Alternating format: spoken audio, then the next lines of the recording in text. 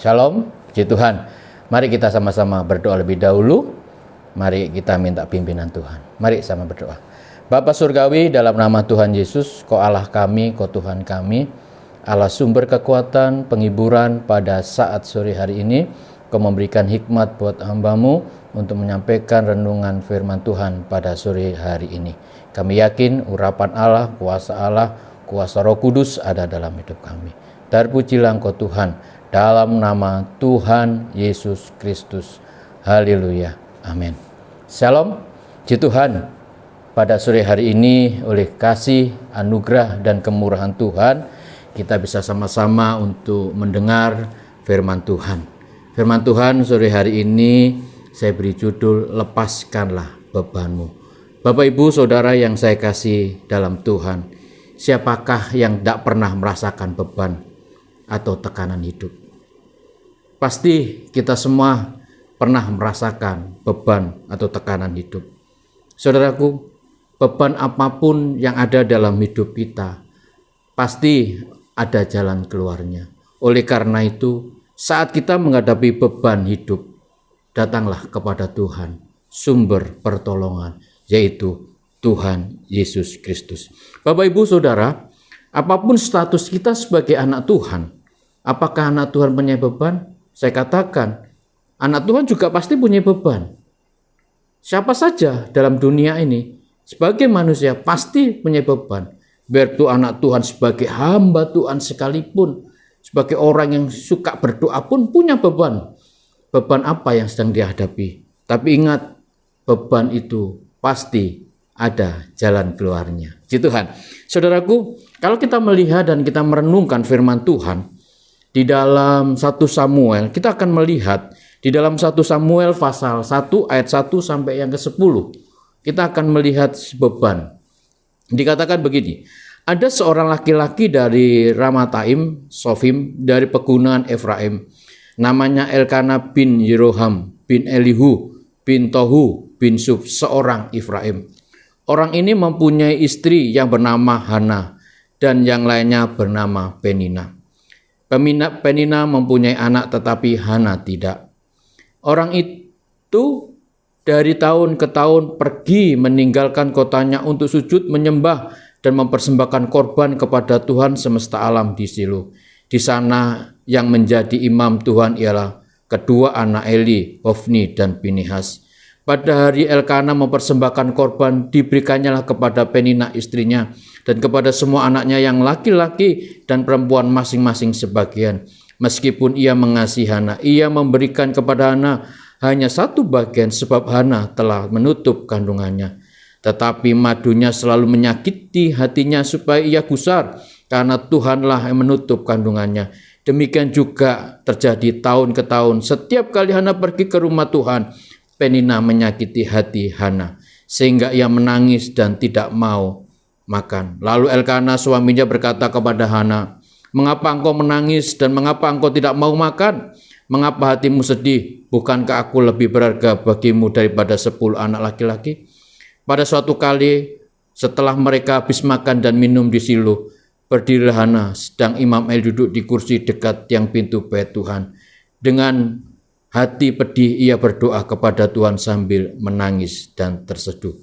Bapak Ibu Saudara yang saya kasih di dalam Tuhan, kalau kita melihat dan kita merenungkan dari pembacaan ini, ada seorang laki-laki yang namanya Elkana, ya, namanya Elkana. Dia seorang yang betul-betul takut akan Tuhan, ya. Tetapi dia punya istri dua, saudara, Hana dan Penina. Satu ketika Penina ini hidupnya dikaruniai anak, tetapi Hana tidak dikaruniai anak karena kandungannya ditutup, saudaraku. Dia dikatakan mandul. Dan saat itu Hana menghadapi masalah beban yang begitu berat. Karena apa? Karena Penina selalu menyakitkan hati Hana. Selalu mengolok-olok, selalu mengejek-ngejek Hana. Akhirnya Hana mendapatkan beban. Apa arti beban sebenarnya? Sesuatu yang mengikat kita, Ya, sesuatu yang mengikat kita hingga membuat kita sulit untuk melakukan sesuatu. Itulah beban, saudaraku. Hana memiliki beban-beban apa yang saat itu dialami oleh Hana? Hana merasa sakit hati. Karena apa? Karena Hana selalu disakiti, selalu diojok, selalu dielek. Kamu tidak punya anak, saudaraku. Kandunganmu mandul, tidak punya keturunan dan sebagainya. Saudaraku yang saya kasih di dalam Tuhan, beban yang begitu berat dialami oleh Hana. Tetapi Hana tidak melawan saat menghadapi beban itu. Biarpun Penina selalu menyakitkan hati, selalu mengolok-ngolok, selalu mengejek-ngejek. Tetapi Hana tidak mau menaruh beban sakit hati itu. Tetapi di balik secara manusia, memang Hana merasa sakit hati. Saudaraku, merasa sakit hati. Tetapi orang yang sakit hati terus, ada satu akibat yang harus dialami, saudaraku. Saudara yang saya kasih di dalam Tuhan, Hana diceritakan ini begitu sakitnya, tetapi Hana tetap tahu ada jalan keluar saat dia diolok-olok. Hanya datang kepada Tuhan. Saudaraku yang saya kasih di dalam Tuhan, dikatakan bahwa Hana adalah orang yang mandul. Dalam bahasa BI, Kamus Bahasa Indonesia, mandul itu tidak mempunyai anak atau keturunan, saudara. Berarti Hana tidak mempunyai keturunan. Siapa yang membuat Hana tidak mempunyai anak? Ya Tuhan. Karena apa? Kandungannya telah ditutup. Kalau Tuhan yang menutup, pasti Tuhan bisa membukanya. Oleh karena itu, malam sore hari ini, Allah inginkan, Allah mau. Apa yang tertutup dalam hidup kita, beban apapun yang berat dalam hidup kita, pasti ada jalan keluarnya. Amin. Ada jalan keluarnya. Masalah apapun yang sedang kita hadapi, beban apapun yang sedang kita hadapi, ada jalan keluarnya. Saudaraku yang saya kasih di dalam Tuhan, mungkin beban saudara dengan beban orang lain beda. Memang beda porsinya. Tetapi ingat, beban apapun, berat ringan sekalipun, pasti ada jalan keluarnya. Kemana jalan keluarnya? Datanglah kepada Tuhan yang bisa membuka jalan keluar itu. Saudaraku yang saya kasih di dalam Tuhan, kalau kita melihat, kita merenungkan, saudaraku, sumber dari sakit hati Hana karena Penina ini sering mengocok-ngocok. Saudara yang saya kasih di dalam Tuhan, yang penting kita sebagai anak Tuhan, jangan memiliki sikap seperti Penina. Mengapa saya katakan di akhir zaman ini jangan kita memiliki sikap seperti Penina? Karena Penina ini dengan kata lain kasarnya itu mulut bocor, saudara. Tahu mulut bocor? Suka menjelek-jelekkan orang lain, suka mengolok-olokkan orang lain. Pikirannya negatif, tidak pernah positif, saudara. Selalu negatif, selalu hal-hal yang jelek yang dia utarakan. Karena apa, saudara? Karena mereka hatinya dipenuhi dengan rasa kemarahan. Hatinya dipenuhi dengan rasa kebencian. Hatinya dipenuhi dengan rasa sakit hati. Saudaraku, oleh sebab itu, sore hari ini, jangan memiliki sikap seperti Penina. Milikilah sikap seperti Hana. Biarpun beban yang berat, masalah yang berat, jangan seperti Penina, tetapi seperti Hana. Saudaraku, saya mau bertanya, beban apa yang kau hadapi saat sore hari ini? Masalah apa yang sedang kau hadapi? Problema apa yang sedang kau hadapi? Mungkin kau sedang menghadapi sakit hati, saudaraku. Mungkin kau sedang menghadapi kemarahan yang begitu dalam. Saudara, apa yang sedang kau hadapi, saudara?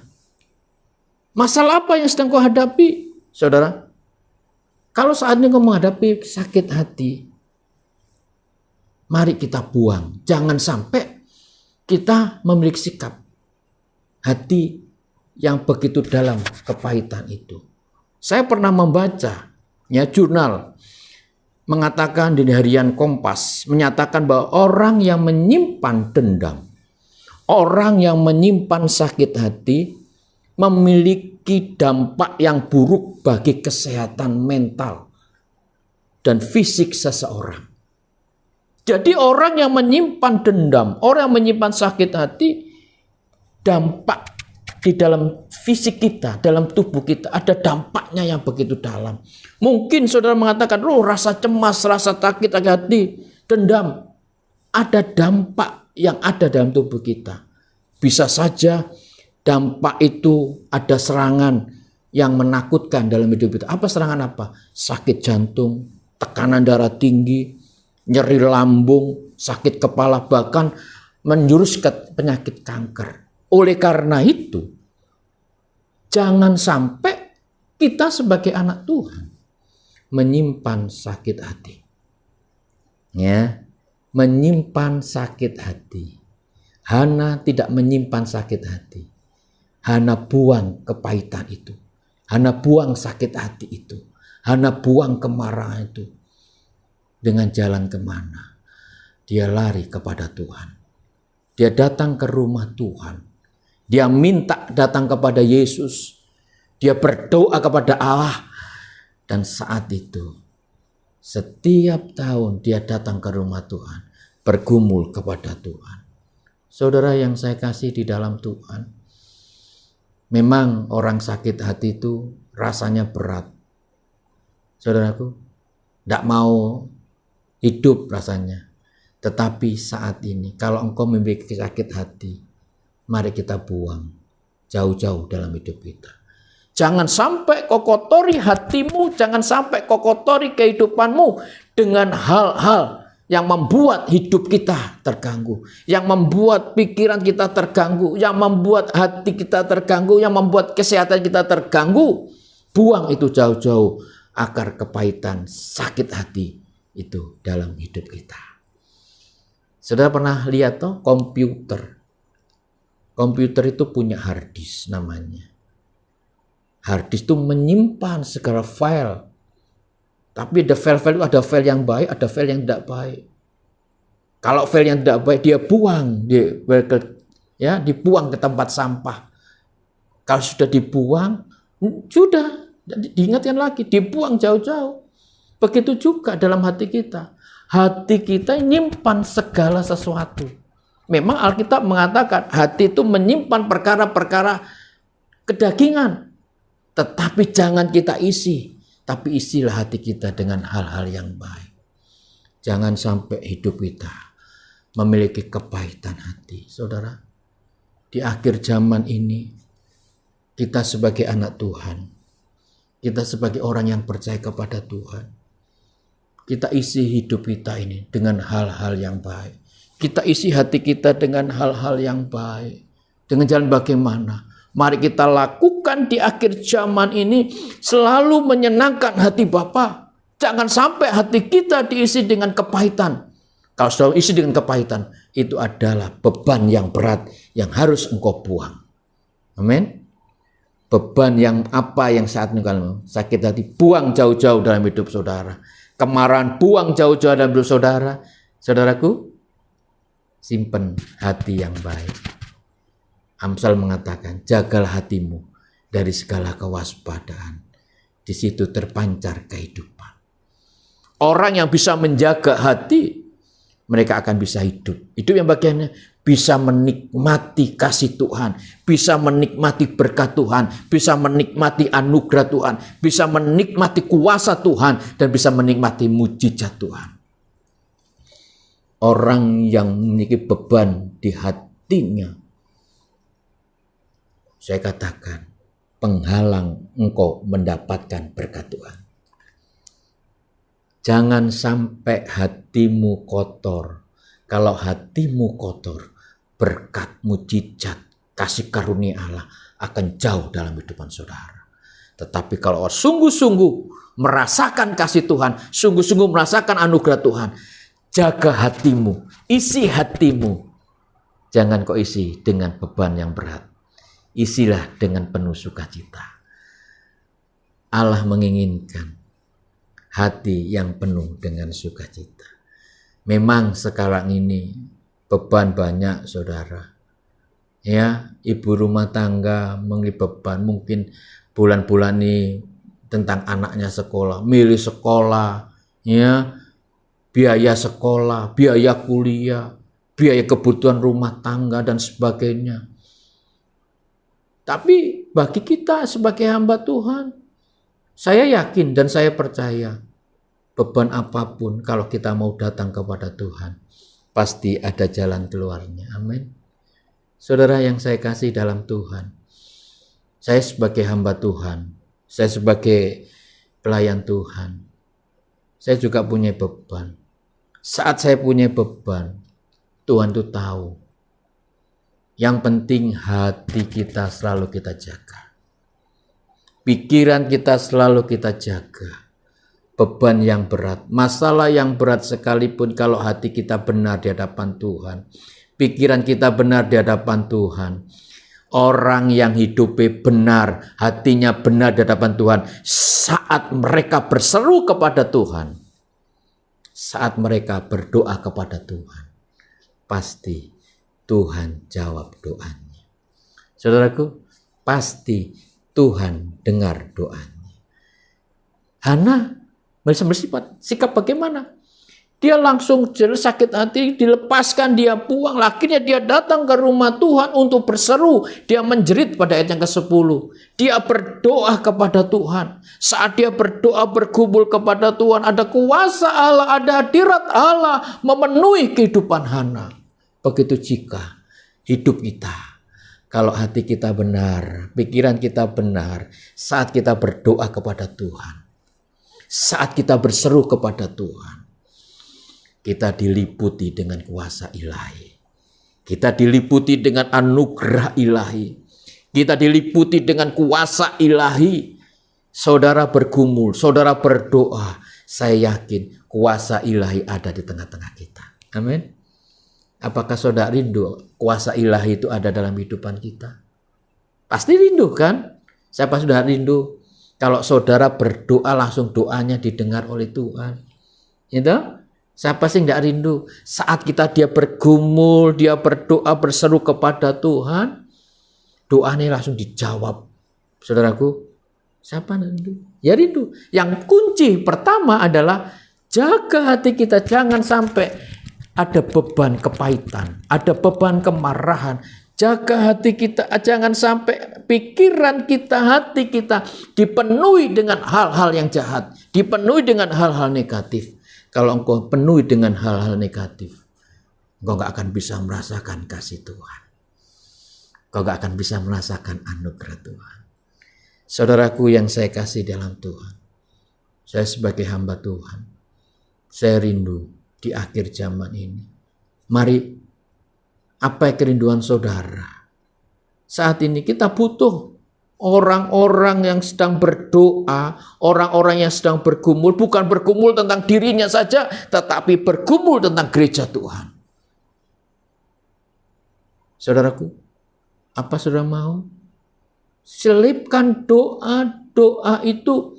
Kalau kau selipkan doa itu untuk gereja Tuhan, gereja akhir zaman, gereja kita, saya yakin dan saya percaya ada satu pemulihan terjadi, ada satu kuasa Allah terjadi.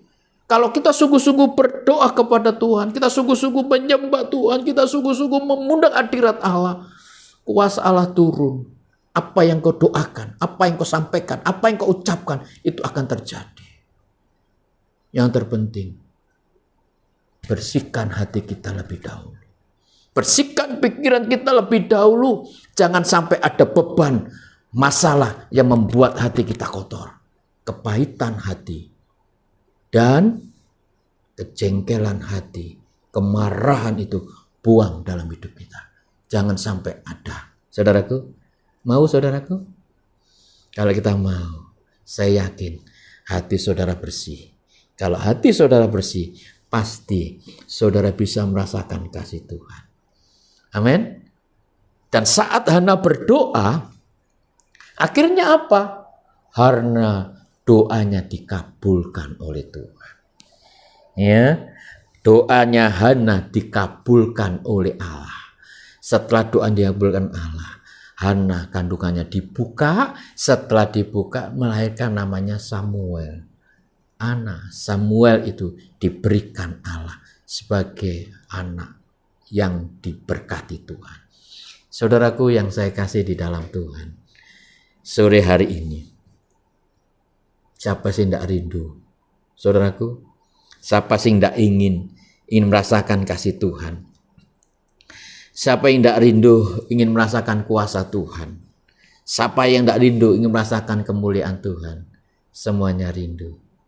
Yang terpenting, buang kekotoran hati. Beban hati itu buang. Apa itu beban? Kepahitan hati. Jangan sampai ada kepahitan hati. Jangan sampai ada kemarahan. Saya yakin dan saya percaya saudara adalah orang yang diberkati Tuhan. Ya, saya akan membacakan ayat lagi. Dikatakan saudaraku, Yakobus 5 ayat 16 dikatakan di situ orang. Ya, saya akan bacakan Yakobus 5 ayat 16. Bentar, saya bacakan Yakobus pasal 5 ayat 16. Suratan Yakobus pasal 5 ayat 16 dikatakan begini.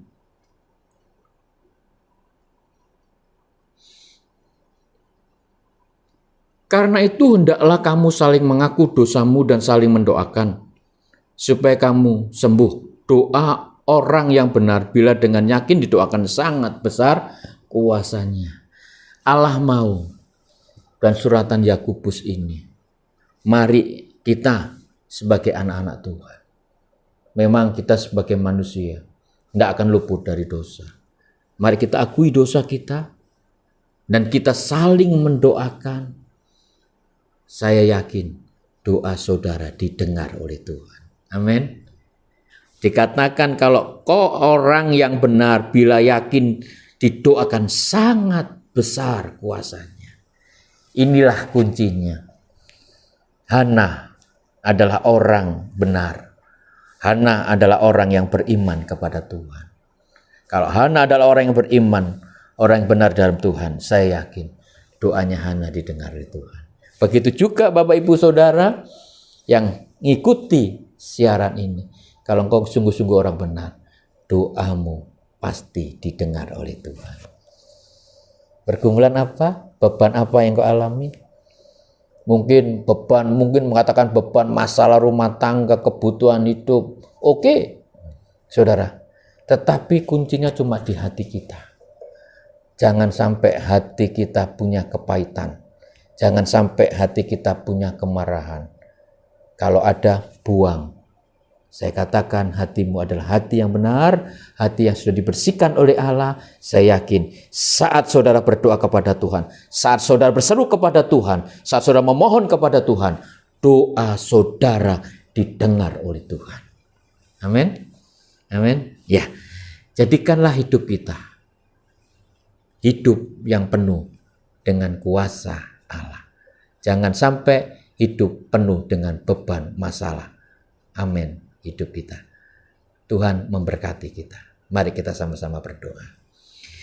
Bapa Surgawi, hamba mengucap syukur dan terima kasih pada saat sore hari ini. Hamba-Mu diingatkan tentang Hana. Hana memang punya beban masalah. Tetapi beban masalah di hatinya dia buang jauh-jauh. Tentang kepahitan hati, tentang kemarahan, dia buang jauh-jauh. Hatinya sudah bersih karena dia sudah percaya menerima Allah, datang kepada Allah. Kami bersyukur, kami berterima kasih karena Tuhan begitu baik, karena Tuhan begitu mengasihi. Oleh sebab itu, kasih Tuhan, kemurahan Tuhan, jadikan hidup kami seperti Hana, bukan seperti Penina, tetapi seperti Hana yang datang kepada Tuhan, yang berseru kepada Tuhan, yang memohon kepada Tuhan. Saat mereka berseru kepada Tuhan, Tuhan dengar doa. Kami percaya, kami yakin Engkau mendengar doa kami, sebab kami berdoa dalam nama Tuhan Yesus Kristus. Tuhan memberkati pimpinan kaum ibu. Tuhan memberkati semua yang terlibat di dalam pelayanan ini. Kami yakin berkat Tuhan selalu menyertai mereka. Terpujilah Engkau Tuhan, gerejamu juga Engkau memberkati. GBP Sawan Engkau memberkati Tuhan. Engkau akan pulihkan kembali. Kami percaya, kami yakin nama Tuhan tetap dipermuliakan. Terpujilah Engkau Tuhan, dalam nama Tuhan Yesus Kristus. Kami telah berdoa. Haleluya. Amin. Tuhan memberkati.